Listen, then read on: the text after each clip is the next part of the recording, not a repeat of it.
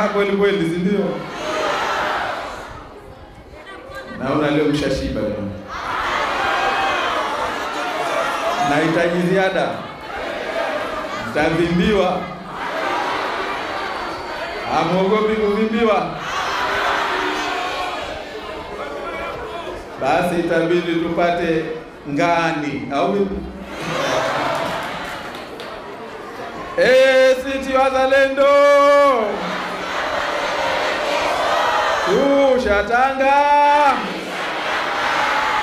Hii na wahusu na walioko nje jamani, au sivyo?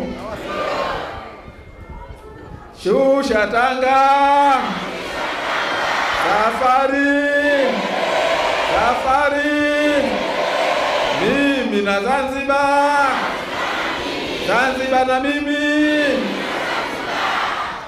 Hayo maneno ya Micheweni. Kwa sisi wenye Micheweni yetu tunajua kwamba hayo ndio mambo ya Micheweni. Ndugu makamu mwenyekiti wa chama chetu, ndugu naibu katibu mkuu, mwenyeji wetu, mwenyekiti wa mkoa wa kichama wa Micheweni, ndugu mratibu wa chama Pemba, ndugu makamu mwenyekiti wa ngome ya vijana, makamu mwenyekiti wa ngome ya wanawake kama nilimuona, ndugu wajumbe wa kamati kuu, ndugu viongozi wengine mbalimbali waliopo, wajumbe wa halmashauri kuu, waheshimiwa wabunge mliochaguliwa juzi, waheshimiwa wawakilishi, madiwani, ndugu wanachama wenzangu, wazee wetu ambao mnaendelea kutuunga mkono na kuwa na sisi katika shughuli zetu, akina baba, akina mama, nyote kwa pamoja, asalamu alaykum wa rahmatullahi ta'ala wa barakatuh. Kwanza niungane na nyinyi tumshukuru Mwenyezi Mungu. Alhamdulillah. Tumepitia mengi katika michakato yetu, tunakumbuka sote, lakini mwisho alhamdulillah leo tupo tena kwa wingi wetu, kwa bashasha, kwa furaha, kwa hamasa tumekutana. Tumshukuru sana Mwenyezi Mungu kwa fadhila zote hizi ambazo ametupa. Tusisahau tulikotoka ndugu zangu. Tulikuwa tukenda katika mikutano yetu ya kampeni. Chama chetu ndicho kilichoongoza kwa watu kuhudhuria katika shughuli zetu za kampeni. Wengine walikuwa kama kijukiukiwa. Ilikuwa kama wako njiani hawajafika. Na katika safari zetu hizo tulipanda magari na vipando vingine hatarishi tukiwa wengi. Alhamdulillah. Tumekwenda salama, tumerudi salama. Na leo tumekuja hapa salama, inshallah Mwenyezi Mungu ataturudisha salama. Lakini kikubwa zaidi tumshukuru Mwenyezi Mungu. Wenzetu walipanga maovu dhidi yetu. Walipanga mabaya dhidi ya nchi yetu kwa jina linaloitwa uchaguzi. Lakini alhamdulillah Mwenyezi Mungu akatujalia hikima na nidhamu tulionayo katika chama chetu, na kwa dua zetu walizozitakabalia tunashukuru tumemaliza uchaguzi tukiwa salama. Nakumbuka niliwahi kuwaambia na nimesema hii mara kadhaa, hata jana nilisema kwamba wenzetu tuliwaambia, walituuliza Maana wengine walikuwa wakija wakituambia kwa takaburi kabisa kwamba tunakwenda kuchukua viti vyote. Kaambia sasa, kama mnaweza kuchukua viti vyote, kwa nini mnakuja kutushauri? Sasa nyie mtafanya nini? Mtatia watu barabarani? Kaambia hatutii barabarani hata mtu mmoja, lakini mara hii inshallah atakayeingia barabarani ni Mwenyezi Mungu mwenyewe, na mtamuona kwa macho yenu. Ingawa wao tukisema unaelekea unatawakali kwa Mwenyezi Mungu, wao wanakuona we fala, wanakuona we bwege, wanakuona we umeishiwa. Lakini tuliwaambia, na hili nimelisema mara kadhaa, kwamba mtamuona. Tulilokusudia kwamba wataziona rehema za Mwenyezi Mungu, wataziona rehema za Mwenyezi Mungu. Shida yao wao walikwenda kumsubiri wamuone Mwenyezi Mungu darajani Unguja,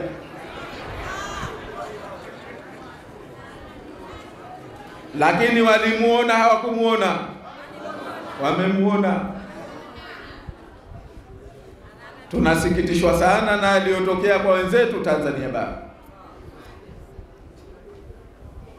Tunasikitika sana, tunahuzunishwa kama inavyohuzunishwa dunia. Maana mpaka leo haijulikani idadi ya watu wangapi waliouliwa. Kuna watu na heshima zao na dini zao, lakini hawajulikani mpaka leo kama walizikwa au walifukiwa au walichomwa moto, haijulikani. Lakini kwa ufupi, kilichotokea kwa wenzetu, Mwenyezi Mungu atupishie nacho hata kukisikia. Tuna ndugu zetu, najua sote tuna ndugu zetu Tanzania bara, wanatuambia yaliyotokea, wameyaona yaliyotokea. Tunamshukuru Mwenyezi Mungu kwamba katuepusha na yangalile katika nchi yetu. Lakini kwa upande mwingine ndio tunasema yale yamesababishwa na mikono ya Chama cha Mapinduzi. Wao walijipanga mwaka huu, maana walileta askari, wakaletwa mpaka JKT, wakaletwa askari wakija kujipanga kwamba mwaka huu hawa tutawamaliza. Mwenyezi Mungu katokea shinani kwao CCM. Mwenyezi Mungu katokea wapi? Shina la CCM ni wapi? Si ndiko alikotokea? Maafa yote haya huwezi kuyatenganisha na mikono ya Chama cha Mapinduzi. Tumshukuru sana Mwenyezi Mungu. Tumshukuru sana Mwenyezi Mungu. Na unaona maneno ya Mwenyezi Mungu yako kazini. Katuambia Mwenyezi Mungu anayempa hikma humpa hikma mtu aliyemchagua, lakini aliyempa hikma kampa kheri nyingi sana. Lakini hawalijui hili isipokuwa watu wenye kutafakari. Ndio anavyotuambia, si ndio? Mwenyezi Mungu. Kwa hivyo na sisi tumshukuru tena na tena kwa kutupa kheri hizo nyingi sana zilizotuepusha na makubwa, janga kubwa katika nchi yetu lililoandaliwa, lililopangwa. Alhamdulillah. Ndugu zangu, mlielezwa hapa madhumuni ya mikutano hii ya kukutana huku na naibu katibu mkuu. Yeye aliwaambia mambo mawili, kwamba kazi yetu ni kuwaeleza msimamo wa chama chetu na pia kuwasikiliza na nyinyi. Lakini mimi niseme na la tatu, na ambalo ndio muhimu sana. La mwanzo kabisa ni kuja kuwashukuru ndugu zetu wanachama wenzetu, wafuasi wetu, wapenzi wetu, kwa kile ambacho mmekifanya tokea wakati wa kampeni na wakati wa uchaguzi, siku zote mbili za uchaguzi. Kwa hakika hili hasa ndio madhumuni makubwa ya kuja kuonana na nyinyi. Sina maneno mazuri, sina namna nzuri ya kueleza shukurani zetu kwa ndugu zetu, wanachama wetu wote na Wazanzibari ndugu zetu wote ambao wakati wa kampeni mlitunga mkono na mkashajiisha, kwa sababu hamasa zenu, kujitokeza kwenu kwa wingi ndiyo kuliko kufanya, na Wazanzibari wengine wakaamka, wakaona huku ndio kwenye njia, huku ndio kwenye safari, wakaungana na sisi, wakatupa mkono, wakatuunga mkono na wakatupa kura zao kwa wingi, wakajitokeza kwa wingi kupiga kura na wakatupa kura zao. Ndio maana sisi tunasema chama chetu na mimi mwenyewe ndiyo tuliopewa ridhaa ya Wazanzibari kuendesha nchi hii. Wengine hao niwaulize mimi, ndugu zangu, kuna mtu anajiita rais wa Zanzibar, au sio? Kwa sababu katangazwa kwa namba, katangazwa kwa namba, na watu aliowaweka waje wamtangaze kwa namba baada ya mchakato uliosimamiwa na watu waliowatayarisha, lakini bahati mbaya kwa kutumia fedha zenu wanyonge wakatangaza nambari. Lakini huyu ambaye anasema yeye kapewa ridhaa na 75% ya Wazanzibari, hivi anaweza kuja mbele yenu nyinyi akazungumza na nyinyi? Jamani, kachaguliwa 75%. Asilimia ngapi? Anaweza kuja mbele yenu akazungumza na nyinyi akasema mmempa ridhaa? Sisi situpo. Na anaweza akawaita watu wa Pemba, Tibirizi pale, wakakutana wakawa wengi kama ambavyo tulikuwa wengi wakati wa kampeni, hasa siku ya kufunga kampeni, akawaambia mimi ndio rais wenu? Anaweza?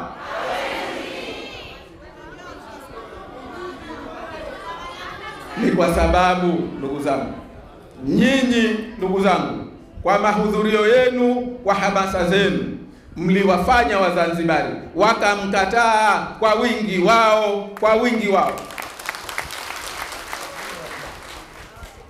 wakamkataa Unguja na Pemba, wakasema huko siko tunakotaka. Wazanzibari walisema sasa tunataka kuachana na uchumi wa buluu, tuje na uchumi wa zambarau. Na Wazanzibari wasemaje? Tunataka kuachana na uchumi, tuje na uchumi. Leo ndio maana tuko hapa.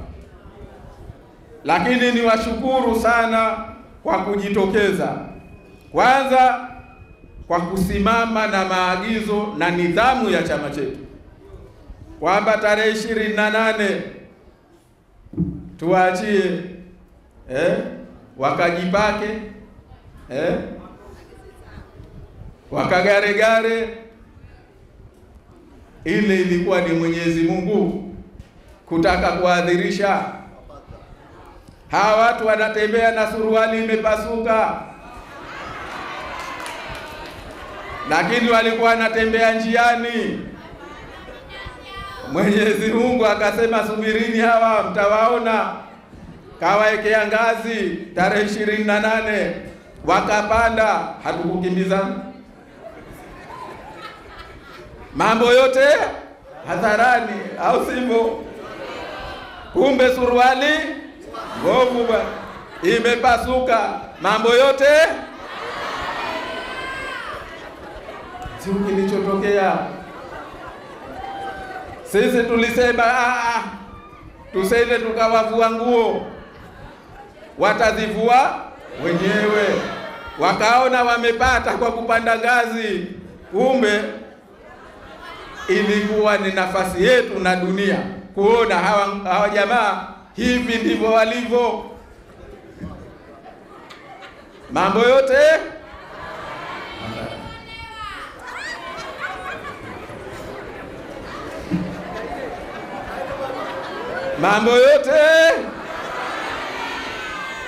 ule mjini wanasema mambo yote paruanja.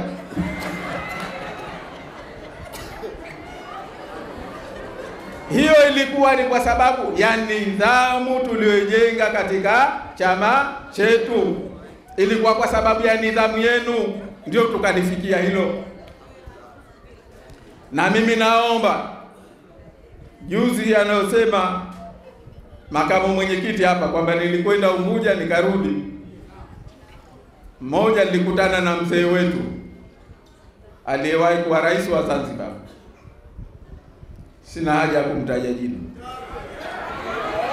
Lakini akilipa salamu akasema, nawapongeza wanachama wako, wanachama wenu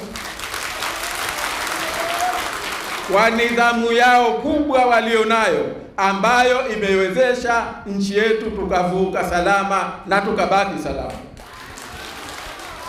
Hizi salamu alinipa na mimi jana nilizifikisha kwa watu wachake na leo nazifikisha kwa watu wa nchi yetu.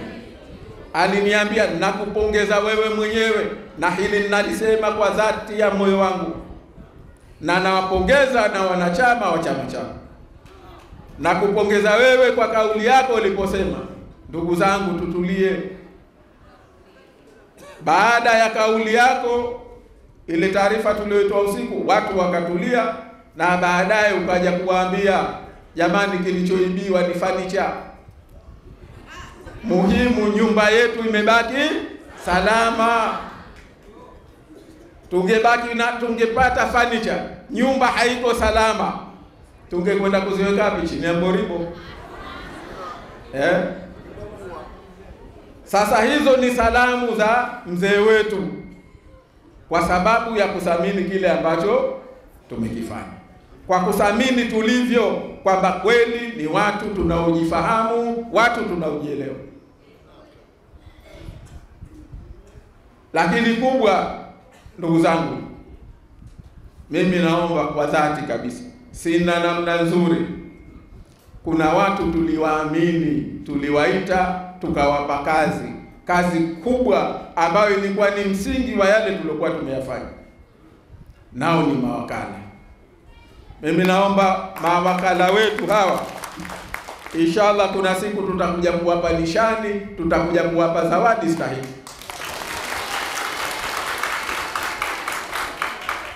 Tuliwaamini na jambo kubwa la mustakabala wa nchi yetu.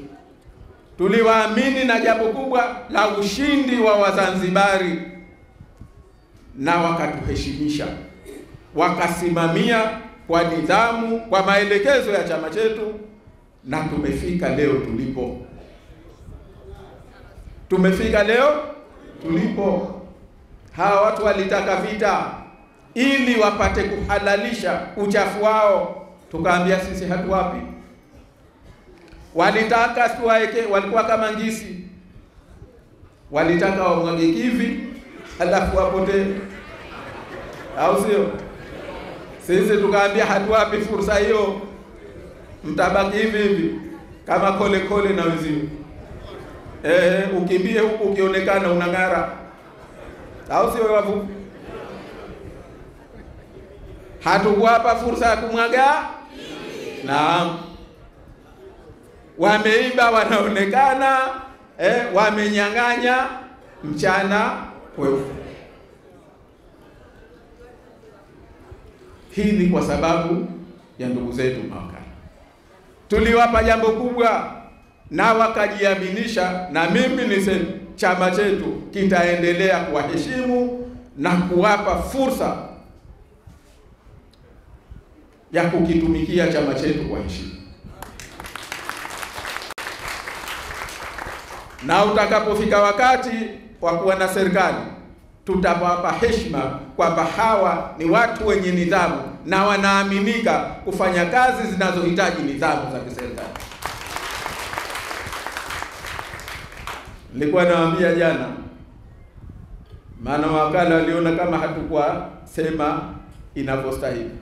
Nikaambia tulivyowaheshimu, tulivyowaamini mawakala ni sawa sawa na watu wanavyowaamini madaktari. Naam.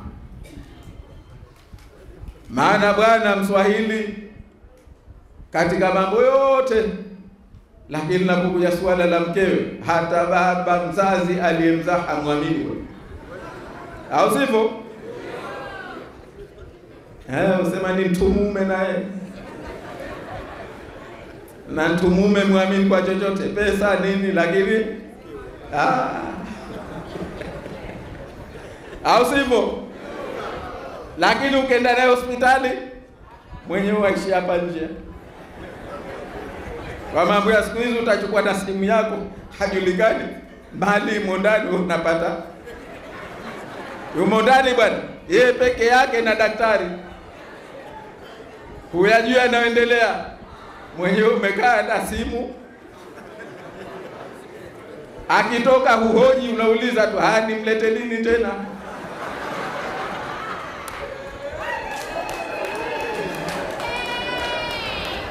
Alafu utapewa kikaratasi, ukalipie pale kidirishani, na wewe mwenyewe utakwenda kuzifundua ulipe. Kwa mtu kukaa peke yao ndani, wewe uko nje. Nafikiria mzaha jamani. Yote yamewezekana kwa nini? Kwa sababu ya imani tulionayo kwa jambo lilokuwa hukumwamini baba mzazi, daktari, kwa sababu ya imani kwamba atalitekeleza jambo lile kwa kufata miiko ya kazi yake. Au sivyo? Na ndio tulivyoamini mawakala wetu. Na kweli wakatimiza imani ile, wakasimama juu ya imani ile. Naomba jamani tuwapongeze sana sana sana. Hayatoshi makofi hayo, tuwaongeze. Tuwaongeze tena. Mawakala safi. Mawakala safi. Kwa hilo wamewashinda madaktari. Kwa hivyo hilo ndio ambalo kubwa tulilokuja kuwashukuru. Lakini baada ya hayo nauliza, tunakwendaje? Kwanza tuko wapi? Kwanza tuko wapi mnajiuliza? Tuko Micheweni. Lakini kwa safari hii tusharuka. Micheweni tuko sasa hivi tu hapa. La kwanza kwa sababu ya tuliyoyafanya. Leo tumefika pahala. Tuna watu ambao wanasema wameshinda kwa 75%. Wao wana huzuni, wao macho chini, wao vichwa chini. Unajiuliza hawa walioshinda wako wapi? Sisi tunajua na tupo wengi sote. Tunajua machozi yetu yaliyotutoka. Tunajua maumivu makubwa tuliyopitia na tunaendelea kuwa nayo. Tunajua majonzi tulio nayo. Lakini ndugu zangu, mimi naomba pia tukumbuke majonzi yenu ya mtu mmoja mmoja, sisi viongozi wenu. Majonzi yote hayo, machozi yote hayo, maumivu yote hayo yanakusanywa, yanakuja kwetu. Msione tunakwenda tunatembea. Ndio hapo unapokaa ukawasifu akina mama. Wanafanya kazi nzuri bwana. Paka leo mtu baada ya mateke hayo ukaweza ukasimama ukazungumza mbele ya wenzako.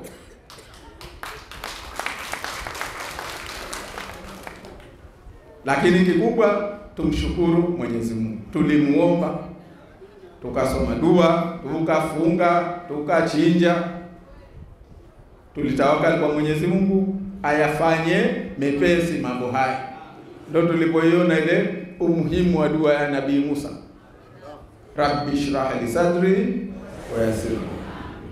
Ndio hapa Nabii Musa hakuomba kifua cha kwenda kubeba mawe chini au kubeba mazito ya uongozi, kubeba mazito ya mapambano, kubeba mazito ya kutafuta haki. Kunahitaji kifua. Rabbi shrah li sadri wa yassir. Ndio inapokuja. Lakini leo tupo tuna wenzetu wanahangaika. Sasa katika hilo kila mtu anajiuliza tunakwenda wapi? Tunaelekea wapi? Cha kwanza mimi nitangulie kusema ndugu zangu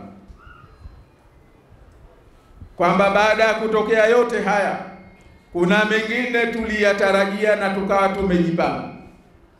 Kuna mengine tuliyaona yanakuja na tukajua namna ya kujipanga. Lakini hata kwa yale ambayo hatukuwa tumeyaona tulisema tutayashughulikia kwa utaratibu gani. Kwa hivyo la kwanza baada ya kutokea haya tunasema kuna milango mingi ya kupita. Mlango wa kwanza ni wa kisheria. Na mlango wa kisheria bahati mbaya hawa watu 2018 walipoamua kuleta kura ya mapema wakafanya na uhuni mwingine. Nao kwanza ni kupunguza muda wa mtu kupeleka malalamiko. Kutoka siku 14 wakarudisha ikawa siku 7 ili tusiwahi watuchinje halafu tusiwe. Maana ukishakufanywa hayo si utapigwa na mugma. Mpaka unakuja kutanaba siku 7 zishapita. Tumefahamu. La pili wakaona hawa wanyonge. Waliona hawa wanyonge wakaweka gharama kubwa ya kupeleka kesi ya kulalamika mahakamani. Jambo la ajabu kwa watu hao. Kwamba mtu anapokwenda kugombea uwakilishi si kwa sababu ana pesa, ni kwa sababu wenzake wamemwamini, wanyonge wenzake, maskini wenzake wamemwamini. Leo anapokwenda ukamnyang'anya, akanyang'anywa, unamwambiaje umtoze pesa ambazo hawezi kuzipata hata kwa miaka miwili? Tena hata kwa takwimu za kiserikali zenyewe zinasema kwamba hicho ulichokiweka kwamba ni kiwango mtu alipe kwa kesi ya uchaguzi ni pato la mwananchi la mwaka mzima. Ndio nchi yetu hii wenyewe wanasema kwamba pato la wastani wa mwananchi Zanzibar ni dola 1200, na mimi naamini hazifiki. Sasa hizo ni karibu milioni 2.8 milioni 2.9.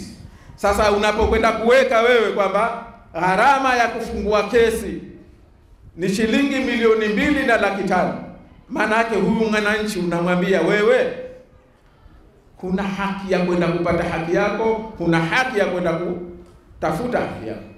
Ndio maana yake. Sijui kama mnafahamu jamani. Wewe mwenyewe unasema hawa wananchi wangu maskini. Msikilizeni huyu alotangaza nini jana kama rais. Anasema yeye kazi moja atakayoifanya ni kuongeza pato la mwananchi kutoka dola 1,200 ya sasa hivi mpaka dola 1,800. Umefanya nini? Umeongeza.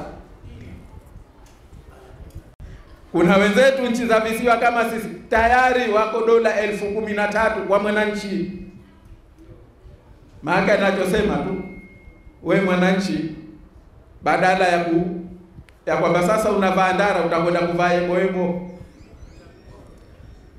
Hiyo ndio hali ya wananchi wetu walivyo kwa kauli yenyewe ya serikali. Unakwendaje kutunga sharia ukaweka gharama ya kwenda kudai haki yako shilingi 2,500,000? Huu ni ujuha, huu ni wazimu, huu ni kuonesha kwamba hatuna watu ambao wanataka maendeleo ya mwananchi, wanamjali mwananchi. Hawa ni wakandamizaji, ndio kazi yao, ndio jadi yao. Kwa hivyo sisi tukasema kwamba la kwanza tuchupe huo mtego waliouweka wa muda. Ndio maana tumechukua hatua hizo tulizochukua, kwamba uko tunakokwenda iwe itakavyokuwa, lakini hili tumeliwekea msingi. Sijui kama tumefahamiana. Kwa hiyo tumechukua hatua ya kwanza ya kufungua kesi katika majimbo yote Pemba, ubunge na uwakilishi. Na chama chenu, pamoja na kwamba tumetoka kwenye uchaguzi, najua tulivyoendesha mambo yetu. Wenzetu walikuwa na mapesa kutoka Tanganyika, kutoka mkoa makao makuu yao, waliletewa shilingi bilioni 7 kwa ajili ya uchaguzi. Mbali walizokusanya wenyewe, mbali wengine wakakwapua, lakini mpaka siku kesho uchaguzi waliendelea kupokea michango shilingi bilioni 1 na milioni 250, na mtu akazitia mfukoni. Wanatuambia wenyewe. Kuna mwenzetu mmoja tumeletewa mchango wa bilioni 1 na milioni 250, kazitia mfukoni bwana. Sisi tulikuwa tukiendesha mambo yetu, najua gari chupa mkononi, taa nyekundu inawaka, na kuja na drop yako ya mafuta unatia, safari inaendelea. Lakini pamoja na hali hiyo tumelisimamia hili, tunaendelea kulisimamia, na tumetafuta uwezo kwa kadri tulivyoweza ili kuyagharamia haya. Tunashukuru wote ambao wamesaidia, wametoa mchango wao katika hili. Tumesimamia hayo majimbo 14 ya ubunge Pemba, majimbo 8 ya uwakilishi, majimbo 17 ya uwakilishi Unguja, na majimbo 17 ya ubunge. Tunafahamiana. Lakini la pili tulilolifanya, tukasema kuna change ya mwizi, na hii naomba isituchanganye. Kuna change, katuibia 100,000, kuna 10,000 imemdondoka. Jamani, tuiwache? Jamani, 10,000, 100,000 kaiba, 10,000 imemdondoka. Ndio hivi viti ambavyo vimewachanganya hata wengine, wakatuambia eti hivyo ndio viti. Kwa hiyo hizi tumechukua hatua, tukawaambia wale ambao wamepewa chenji ya mwizi tusiiwache, twende wakahudhurie kwenye bunge, wakahudhurie kwenye baraza la wawakilishi kwa utaratibu tutakao kwenda nao kwa maelekezo ya chama chetu. Naomba hili tulifahamu, haina maana kuhalalisha wala kukubali kilichotokea, lakini ndio tunasema mambo maarifa. Vita ni mbinu, vita ni hekima, vita ni akili. au sio? Sio nguvu tu, nguvu itumie juu ya maarifa. Kwa hivyo hili naomba lisitupe wasiwasi, naomba hili lisitupe shida. Tujue ni chenji yetu ya mwizi tunaitumia. Tumefahamia? Haya nitaka niyafafanue mwanzo, maana wengine wamewababaisha. Mbona twaingia? Mbona tunakwenda?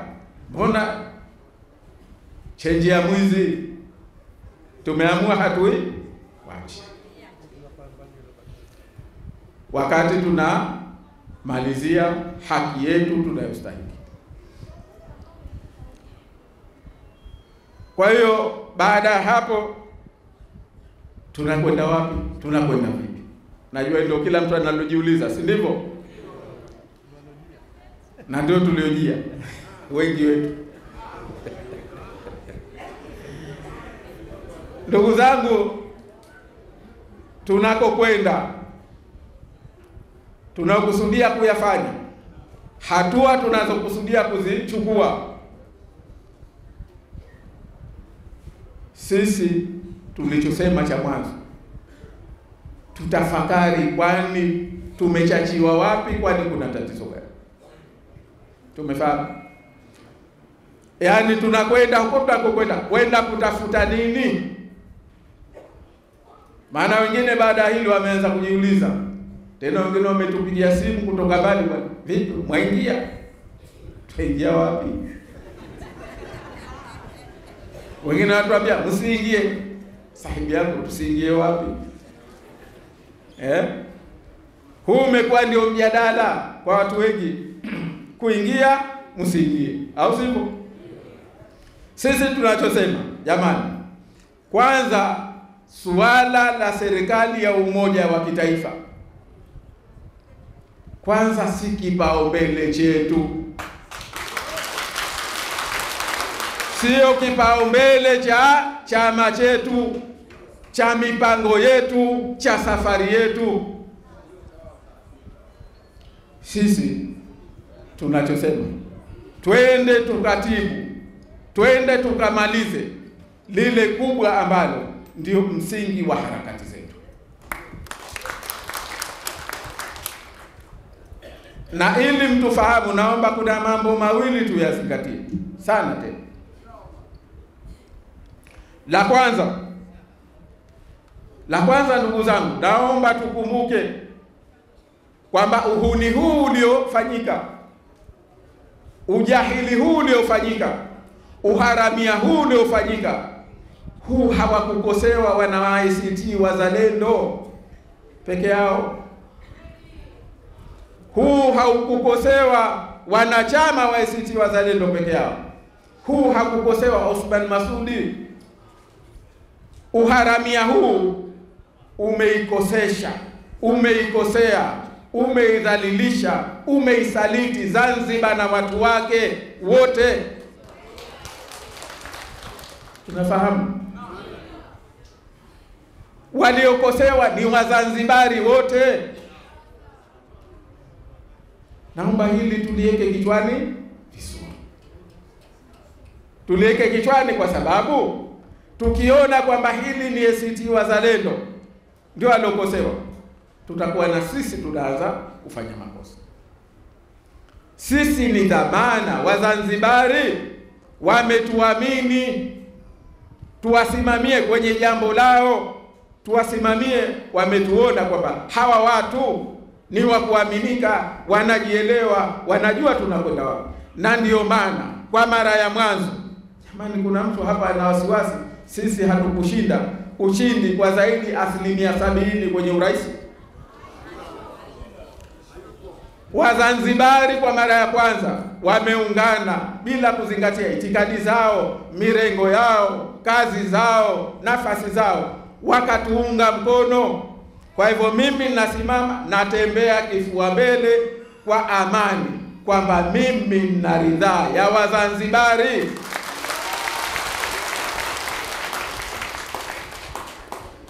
Wengine wao wana namba za Zeki, wana namba za Joji Kazi. Tumefahamia? na George Kazi na Zeki sio Wazanzibari.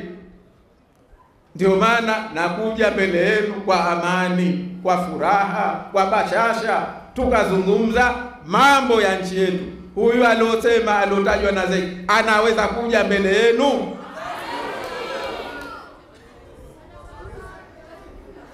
Kwa hivyo la kwanza tulijua hilo, kwamba tunapambania jambo la Wazanzibari na nchi yetu. Leo tumefikishwa pahala nchi hii, ndugu zangu, watoto wetu wadogo wamechukuliwa wakenda kufundishwa wizi na maharamia hawa. Watoto wadogo hawakwenda kupiga kura, tumeambiwa hapa. Nchi gani, kiongozi gani, uongozi gani ambao utakwenda kuwachukua watoto wadogo ambao umepewa dhamana ya kuwanyoosha wawe raia wema, wewe unakwenda kuwafundisha uwizi wakiwa chuchuni? Eti jamani, ndio tunajenga taifa gani? Ndio tunajenga Zanzibar gani? Haya mambo lazima tu tafakari. Haya ni makosa makubwa tumefanyiwa Wazanzibari. Huu unafiki mkubwa wa kiuongozi. Watu wastaarabu, sisi dini yetu, Mwenyezi Mungu mtazameni hekima zake. Anasema katika watu ambao kawapandisha daraja ni waja wake wema, ni wale wanaoomba kwamba wapate watoto wema, wapate ahali wema, ili wapate wafuasi wema, na yeye awe kiongozi wa watu wema. Anasema kwenye surati Al-Furqan, si ndio? Katika Ibadur Rahman nani kawataja, lakini miongoni mwao kasema walladhina yaquluna rabbana hablana min azwajina wa dhurriyyatina qurrata ayuni waj'alna lilmuttaqina imama. Haya ndio maneno kuomba tu, wewe anakupa daraja kwamba uwe na watoto wema. Leo unakuja kuwachukua watoto unawafundisha wizi, unawaingiza kwenye wizi. Wewe kiongozi gani nchi hii? Manake huyu ndo atakwenda kuwa mwizi wa mitihani. Huyu akijakiwa na kazi ndio atakuja kuiba. Huu dhalimu mkubwa, hii dhulma kubwa iliyofanyiwa nchi yetu, lazima tuweke kichwani, tusione yaliyotokea ni madogo, ni makubwa kwa nchi yetu, na sisi ndio tunalotizama. Leo wamechukuliwa askari, watu wa kulinda nchi, watu wa kulinda raia na mali zao. Wao ndio wamekwenda kuwaibia raia, wameibia nchi, askari na uniform kwa pesa tulizozitoa sisi wanyonge wa nchi. Huu dhalimu mkubwa. Kiongozi gani aliyejipa uongozi atakuwa na uhalali wa kuwaongoza watu ambaye watoto wake kawafundisha wizi? Askari wao kenda kuwafundisha kawatia kwenye wizi. Huyu anakuwa kiongozi gani? Uhalali anaupata wapi? Anakuwaje kiongozi? Nchi hii inakwenda wapi? Inapelekwa wapi? Hayo ndio masuala, ndugu zangu, ya kujiuliza. Nyinyi mko tayari leo kupata kiongozi kapatikana kwa uhuni wa namna hii? Leo nchi hii tumefikishwa pahala mwanamke anakwenda kuibishwa, anaibiwa wadhifa wa kuwa cheo kikubwa cha kuwawakilisha wenzake, anaibiwa kwa kura za wizi, na hizo kura za wizi hazikutimia. Mtu ana kura 250, Konde leo katangazwa ndio mwakilishi. Mwizi mkubwa. Mwanamke leo nchi hii ndiye mwizi, tena sio wa kuiba. Nenda kwenye kumbukumbu.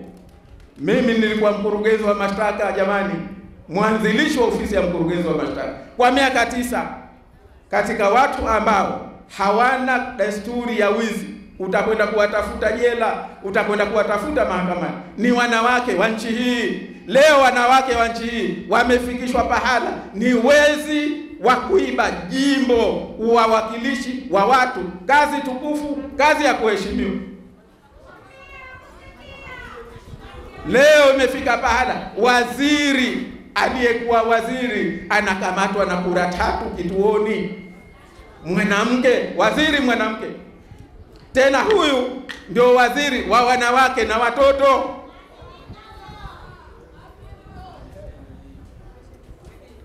Aliyekuwa waziri wa maendeleo ya jamii, wanawake na watoto, kakamatwa na kura 3 kwenye kituo cha kura, na kapita vituo vyote kupiga kura. Mwanamke waziri anayetuongozea watoto wetu, anayeongoza wanawake. Hii nchi gani tena? Hajat mwenyewe.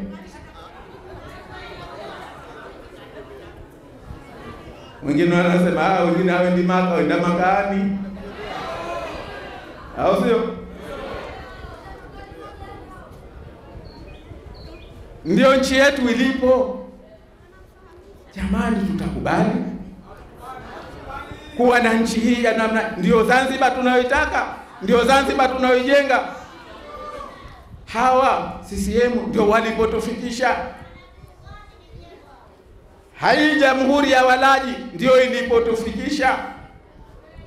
Leo aliyekuwa waziri wa fedha ndio kenda kasimama Pangawe, anaita wapiga kura feki, akisimamia wende wakapige kura. Waziri wa fedha, fedha asiziibeje? Tumwamini vipi leo kumwambia huyu ndo waziri wa fedha? Jamani, ndio tokea. Na yote haya yamekwenda kusimamiwa na majaji wa mahakama kuu. Jamani, una nchi hapo? Mnataka sisi leo, mtu anayeuliza tunaingia tusiingie, tunaingia wapi? Maana sasa imekuwa nchi yetu kama choo. Maana chooni mtu akiingia haulizwi enda kufanya nini, au sio? Pengine kenda kutema mate. Nyembe sikia mtu kwenda chooni akaulizwa enda kufanya nini chooni? Tumekuwa nchi yetu ya ovyo, vurugu, ya kiharamia. Uchaguzi huu umekuwa kama vile tumeingiliwa na wale wauza dawa za kulevya. Maana wale wakiingia mjini wao hawajui, hakumuua watamuua, vurugu tupu. Ndio nchi hii inakopelekwa. Hatukubali nchi yetu kufikishwa hapo, kupelekwa hapo. Tumefahamiana? Hayo ndio mambo ya kujiuliza, ndugu zangu. Hayo ndio mambo yaliyoko, ndio tunayoyaona sisi viongozi wetu. Si swala la kuingia na kutokuingia, si swala la kiti cha wawakilishi, si swala la kiti cha ubunge au udiwani. Haya ni madogo. Makubwa, tuwe na nchi. Ndugu zangu, nayasema haya kwa sababu nchi hii si ya baba yake mtu, si ya mama yake mtu, ni nchi yetu. Watu wanafanya leo kama nchi yao, wafanye wanavyotaka. Halafu wanataka eti tukakae pamoja tujadiliane. Sasa mtachukua vingapi? Tuwape vingapi? Wazimu gani huu?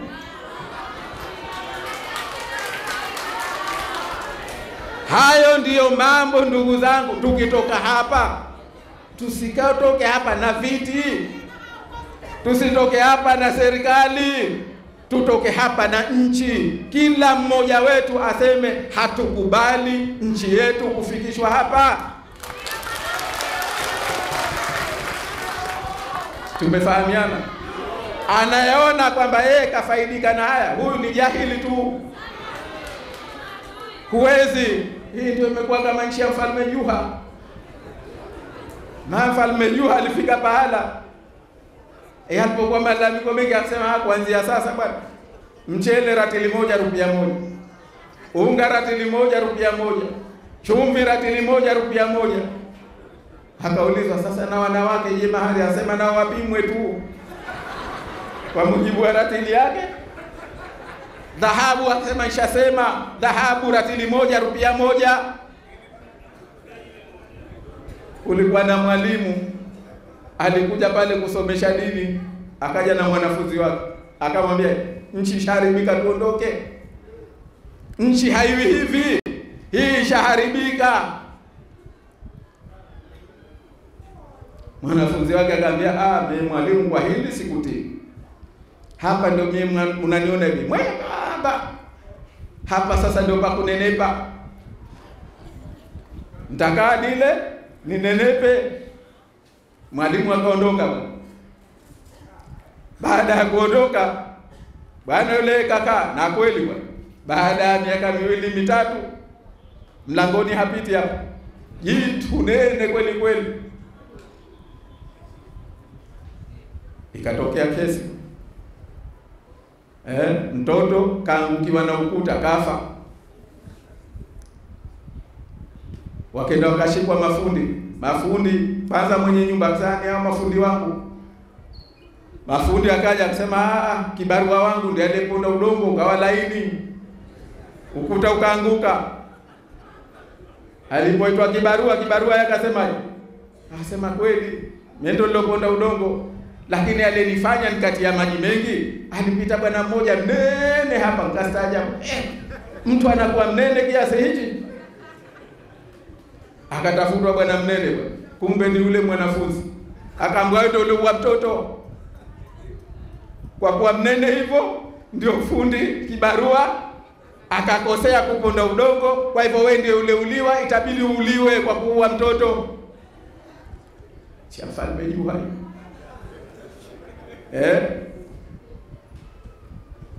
Mwalimu akaja akamuokoa. Hadithi tusimalize. Siku yake.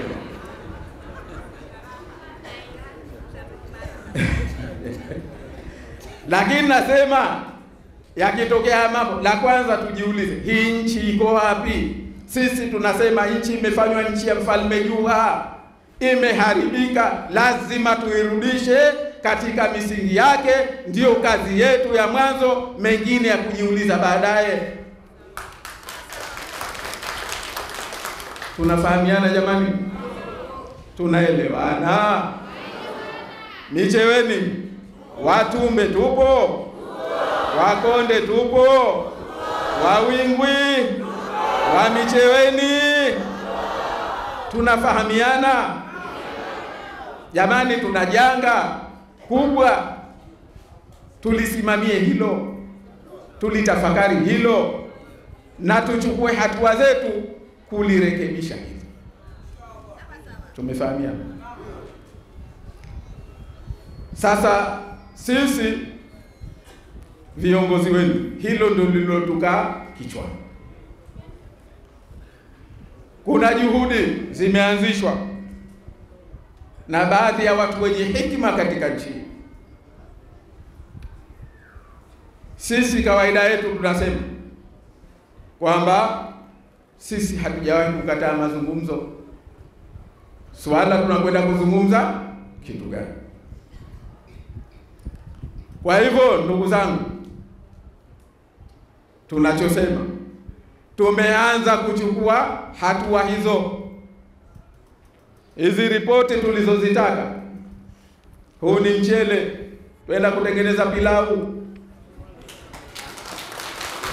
Mtasikia ripoti hizi tulizotuletea, huu ni nini? Wakwenda kutengeneza insha Allah. Tunakwenda katika kutafuta suluhu ya jambo hili, kutafuta mwisho tufikie wapi katika jambo hili. Lakini tunachowaambia sisi, la kwanza ndugu zangu, kwamba lolote tutakalofikia litakuwa la kuwashirikisha na nyinyi. Ufumbuzi wa mwisho tutakuja kuambia jamani, tumezunguka, tumehangaika, tulipofika ni hapa. Mnasemaje? Tumefahamiana? Lakini ya pili muhimu, niwaambie ndugu zangu kwamba katika hili tuache kufikiria mambo haya madogo, sijui mnaingia hatuingii.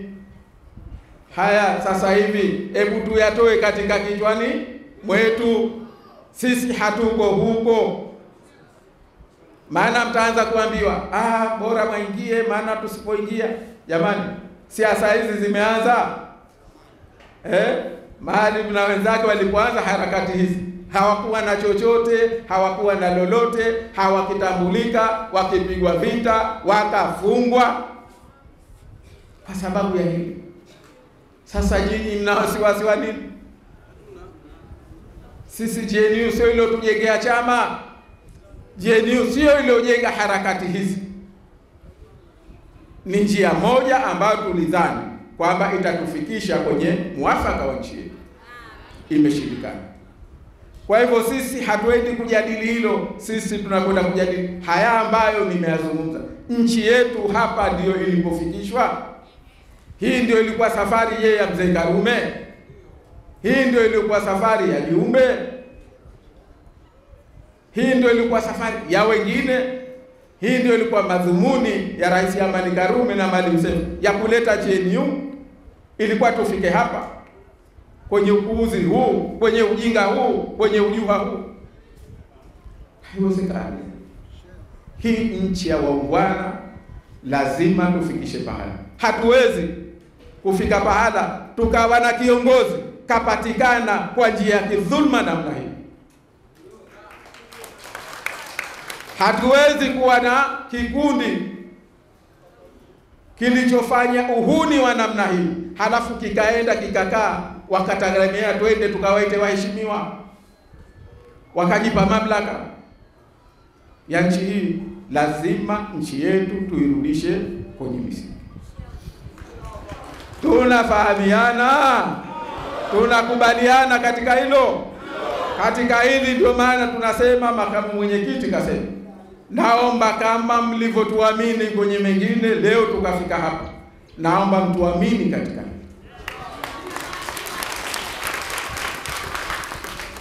Hatutafuti vyeo, sisi silimbukeni wa vyeo, silimbukeni wa raha. Sisi tunachotafuta ni nchi yetu, ndio ahadi tuliochukua. Na kwangu mimi binafsi na kwa viongozi wenzangu, sisi tunachukulia hili ni jambo la utumishi kwa nchi yetu na nyinyi wenzetu ambao mmetuamini na Wazanzibari wote. Nchi imevurugwa, lazima tuirudishe katika misingi yake. Leo watu wa Micheweni, hebu jiulizeni, unyonge gani huu? Mnamjua mbunge wenu? Mmemchagua nyinyi? Wewe anaambiwa mbunge, yeye anawajua, nyie mnamjua, mmemchagua. Sasa nyie watumwa kwenye nchi yetu, nachaguliwa bwana. Huu ni dharau gani kiongozi wa nchi anawafanyia watu wake, anawatumikia? Eti mnamwakilishi, yeye hawajui, haijui Micheweni. Leo mnakuja kuambiwa ndiye huyu. Naamini wengine wengi kutajia jina lake hamlijui. Mbunge anaambiwa mbunge. Leo mtu na hakika hakufikisha kura 300 za watu wa Micheweni, kafikisha? Jamani, watu wa Micheweni niwaulize, nyinyi mnadhani kafikisha kura 300 za watu wa Micheweni anaowakilisha? Sasa nchi gani hiyo uliokuwa watu waungwana baada ya miaka 60 ya kuwa huru tunarudishwa kwenye utumwa? Hatukubali. Sisi hatukubali hilo. Ndugu zangu wa Micheweni, tuambie, tutakwenda kusimamia haki yenu. Ndio kazi mliotupa, ndio kazi tutakayokwenda. Hawa madhalim, hawa majahil, hawa shudu yetu, hawa shudu yetu, kwa sababu sisi hatutafuti kitu, sisi tunatafuta nchi yetu, na mmetupa ridhaa yenu au hamjatupa ridhaa? Si ndio mnataka tukasimamie? Mnatuamini katika kwenda kuyasimamia hayo? Mnatuamini? Ahadi yangu kama kiongozi wenu ni kwenda kuyasimamia hayo, kuhakikisha haki ya nchi hii kupata viongozi waliochaguliwa na wananchi inarudi.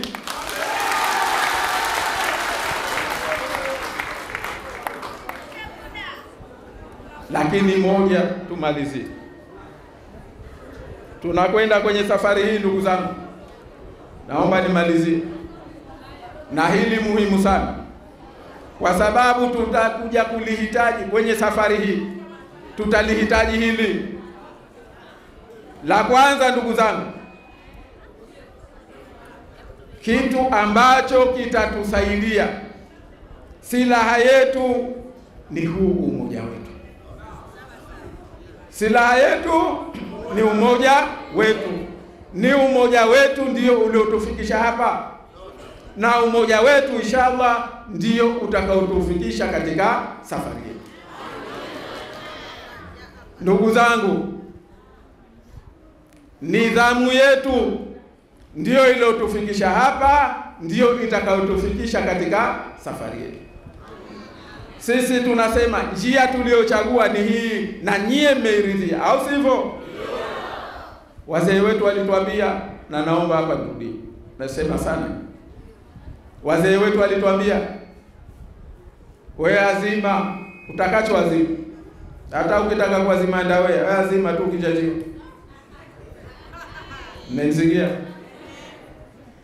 Lakini walituambia jambo moja katika maisha yako, usije ukazima. Usije ukazima ujinga wa mtu. Kama ni ujinga, tengeneza wako. Ujinga wako ndio werevu wako. Werevu wako mwenzako atauita ujinga, wewe usijali. Sema mie huu ndio werevu wangu. Tumefahamiana? Tuliamua hili, naomba tubaki katika werevu wetu huu. Mwingine akiuita ujinga, mwambie ni ujinga wangu, ni ujinga wetu. Sawa sawa? Akitokea mmoja au mwenzetu akaanza kujiona yeye mwerevu, akaona labda bora tungefanya hivi, tumeamua hapa, tumeamua kwa pamoja, njia yetu ni hii, tubaki katika njia yetu, tubaki tukiwa kitu kimoja. Tusimame, kama ni werevu ni werevu wetu, kama ni ujinga ni ujinga wetu. Hatutokubali nchi hii tufikishwe pahala tuletewe, turudishwe katika utumwa. Ndio tulilolichagua, si ndio? Tusimame katika njia hii, kwamba tunakwenda kudai hilo. Sawa sawa, hilo lote suluhu tunakwenda kudai jambo. Jamani, tuko pamoja katika hilo? Tuko pamoja? Basi la mwisho kabisa, kama tuko pamoja, niwaombe kwamba tuendelee. Kama ni subra, tuendelee nayo subra kweli kweli. Kama ni dua tuendelee nazo kweli kweli. Lakini kitu kimoja, sisi tuendelee na maisha yetu, taasisi yetu, chama chetu, tuendelee kukiimarisha. Tuendelee kukiimarisha, tufanye shughuli zetu za chama, tufanye vikao vyetu vya chama, tuimarishe taasisi yetu. Kama tunajenga tunataka kulipaka rangi, tulipake sasa. Tunafahamiana? Au mna wasiwasi? Mna wasiwasi? Sisi tumewapa tulichowapa. Tumeipa nchi yetu amani, tumeivusha nchi yetu kwa amani, tumewavusha watu wetu wamebaki salama. Tumewapa hawa na fursa ya wakae watafakari. Tumewapa fursa ya kuwaeleza tunayotaka kuwaeleza. Wameyakubali, sawa. Hawakuyakubali, jamani, safari, awamu ya pili ya safari yetu ndio inaanza sasa. Awamu ya pili ya safari yetu. Hawa wanatuona sisi wajinga, wanatuona sisi mabwege. Sisi tulichofanya ni hikma. Lakini kama wanataka wanayoyataka, kuna mtu anayeogopa? Ndugu zangu, hayo yanahitaji tuwe pamoja kweli kweli. Tuwe pamoja kweli kweli tunapokwenda, kwa sababu hii nchi hii ni jamhuri, na jamhuri manake ni watu, na watu ndio nyinyi. Wao walidhani jamhuri ni nguvu, wao wana nguvu, sisi tuna watu. Tunaamini watu ni nguvu zaidi kuliko nguvu walizonazo, lakini tunaamua kutatua mambo yetu kwa hikma, kwa busara, kwa taratibu. Wakishindwa washindwe wao. Naomba tutoke kwa amani, tubaki kwa amani. Tutakao wahitaji kuwauliza, kuwashauri, kutaka mashauri yao, tutawatafuta, tutaambizana, lakini mwisho litarudi kwenu, kwa sababu ninyi ndio mwenye jambo lenu. Nyinyi ndio mwenye jambo lenu. Nyinyi ndio mlosema, hawa CCM wametuzoea miaka yote. Hawa wametuzoea. Mwaka huu tunataka kuambia sisi hatuzoeleki tena. Waache kutuzoea. Tumefahamiana? Tunasema sasa basi. Sasa yaliyopita, yaliyotokea, yametokea. Sasa hebu semeni tena. Sasa walikuwa hawajasikia eti kwamba sasa